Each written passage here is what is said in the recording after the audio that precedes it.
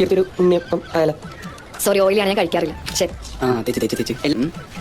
എടാ ഇല്ലടാ, ഓയിലാണ്ടാണ് ഞാൻ കഴിക്കണം, നീ എടുത്തു. ഒറ്റയ്ക്ക് കഴിക്കുന്ന പുതിയ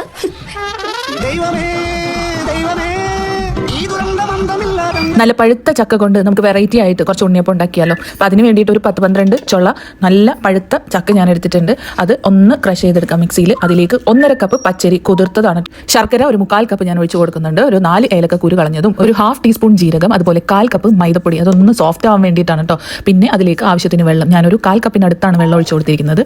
അതൊഴിച്ച് നന്നായിട്ടൊന്ന് മിക്സ് ചെയ്ത് വെക്കുക. അതിലേക്ക് നെയ്യിൽ വറുത്ത തേങ്ങാ കൊത്തും പിന്നെ ആ തീ ഓഫ് ചെയ്തതിന് ശേഷം എള്ളുകൂടി ചേർത്തൊന്ന് മിക്സ് ചെയ്തിട്ട് നമുക്ക് ഈ ബാറ്ററിലേക്ക് ഒഴിച്ചു കൊടുക്കാം. ഇനി ഞാനത് ഒരു 4 മണിക്കൂർ കുറഞ്ഞത് റെസ്റ്റ് ചെയ്യാൻ വേണ്ടി വെക്കുന്നുണ്ട്. 4 മണിക്കൂറിന് ശേഷം അത് നോക്കുകയാണെന്നുണ്ടെങ്കിൽ നല്ലതുപോലെ തിക്കായിട്ടുണ്ടാവും. അപ്പോൾ നമുക്ക് ആവശ്യത്തിന് മാത്രം കുറച്ചുകൂടി വെള്ളം ഒഴിച്ചിട്ട് നന്നായിട്ടൊന്ന് ഈ ഒരു പരുവത്തിന് ലൂസാക്കി എടുത്തതിന് ശേഷം ഉണ്ണിയപ്പച്ചട്ടിയിൽ വെളിച്ചെണ്ണ ഒഴിച്ചതിന് ശേഷം അത് നന്നായിട്ടൊന്ന് ചൂടായി വരുന്ന സമയത്ത് നമുക്ക് ഓരോ തവിയായിട്ട് മാവ് ഒഴിച്ചു കൊടുത്തിട്ട് മറിച്ചും തിരിച്ചു വന്ന് മുരിച്ചെടുക്കുകയാണെന്നുണ്ടെങ്കിൽ നമ്മുടെ ചക്ക ഉണ്ണിയപ്പം ഇവിടെ റെഡി ആയിട്ടുണ്ട്. വളരെ ടേസ്റ്റി ആയിട്ടുള്ള നല്ല സോഫ്റ്റ് ആയിട്ടുള്ളൊരു ഉണ്ണിയപ്പം തന്നെയാണ് കേട്ടോ. അതൊക്കെ ധാരാളമായിട്ട് കിട്ടുന്ന ഒരു സമയമാണ്. എല്ലാവരും ഈ ഒരു രീതിയിൽ ഒന്ന് ട്രൈ ചെയ്ത് നോക്കണം. പേജ് ഫോളോ ചെയ്യാത്തവരുണ്ടെങ്കിൽ ഒന്ന് ഫോളോ ചെയ്ത് സപ്പോർട്ട് ചെയ്യണേ.